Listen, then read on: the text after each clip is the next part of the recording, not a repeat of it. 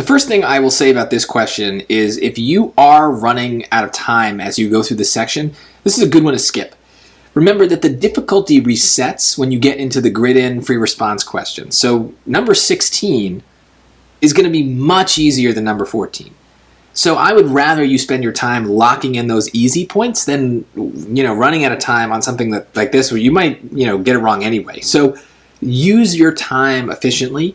The goal on the SAT math section is not to finish everything. It is to maximize your points. So if you can't finish, you got to make sure you put the time where it's going to get you the biggest bang for your buck. Okay, so this is not one of those places. But if you do have the time, the best way to approach this is to just narrow your focus. There's a lot of text here, a lot of information. It's kind of weird information. Don't try to do everything at once. Do it one piece at a time. Follow instructions, show your work, do what you're told. So let's see what it says. A shipping service restricts the dimensions of the boxes it will ship for a certain type of service. Cool. Background, don't care.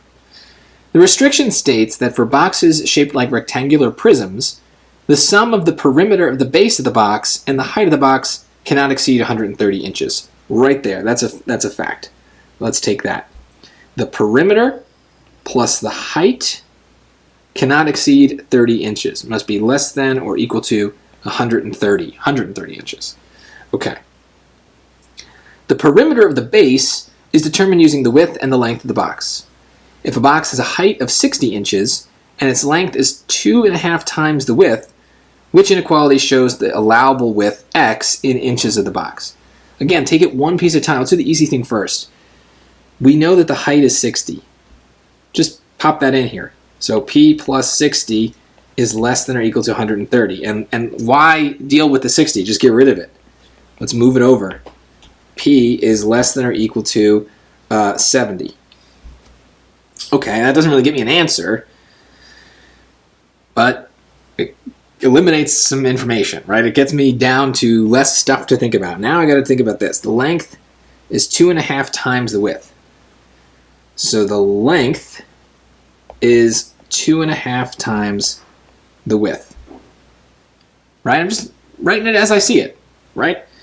Now how is that related to perimeter? Well, let's get rid of the story now. We don't even care about it anymore. We know that perimeter is normally, if it's a box, let me draw a picture. Let's put it here.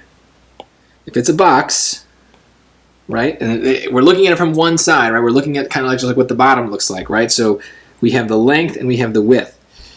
And now we know a value for the length. It's 2.5 times the width. So let's plug that in. So 2.5 W, here's another W, and then here's another 2.5 W, and we remember that the perimeter is going to be all of that added up. So there's a formula, 2 length plus 2W, but if we want, we can just literally just go around the horn here and just add them all up. So W plus 2.5 W plus W plus 2.5 W.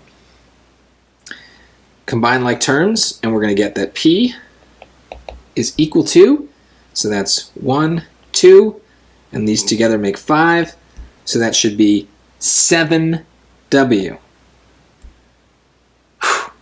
We're almost done. So that can now go in here. Actually, let's make that more space for ourselves. That can go in here, and we can say that 7W is less than or equal to 70. And it's not a coincidence that they want us to find the width. Now, they call it X, but I'm just calling it W because I'm afraid of losing track of length and width. So I know that they called it X, but I called it W because I was just nervous. There's too many things floating around. So just label things whatever way keeps you from confusing them. So, okay, I would just solve for W, which means dividing by 7. W is less than or equal to 10. And that's choice A, and that's the answer. So yeah, there's a lot of steps. I mean, look, just even looking at the colors where I kind of switched steps, there's a lot of colors here. So it is tricky. It's a hard question. There's a reason I'm saying skip this one if you're running out of time. But if you do have the time, remember, don't try to do everything at once. I think the mistake people make is they try to take all the information and jam it into one equation from the start. And you might be right. But when you do 4 steps at once, it's harder to notice when one of those 4 steps is wrong. When you do them one at a time, you're much more likely to catch a mistake as it happens, or just to notice something that the SAT is trying to slip by you.